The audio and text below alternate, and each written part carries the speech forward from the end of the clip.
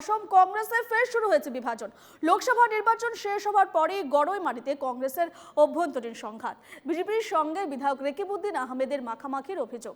এই অভিযোগ তুলেছেন কংগ্রেসের বরিষ্ঠ কর্মী। সাংবাদিক সম্মেলনে একথা প্রকাশ করেন গড়ইমারি মণ্ডল কংগ্রেসের প্রাক্তন সভাপতি শামসুল হক। শামসুল হক বিধায়ক রকিবউদ্দিন আহমেদের বিরুদ্ধে কয়েকটি গুরুতর অভিযোগ তুলেছেন। তার অভিযোগ, বিধায়ক রকিবউদ্দিন কোনো দিনই বিধানসভায় জাতির স্বার্থে কোনো বক্তব্য পেশ করেননি। সদ্য অনুষ্ঠিত লোকসভা নির্বাচনে কংগ্রেসের পক্ষে প্রচারেও নামেননি। একটিমাত্র জনসভা করে দায় সেরেছেন। তারই ফলে বিজেপি সংখ্যালঘু প্রধান অঞ্চল থেকে প্রায় 22,000 ভোট পেয়েছে।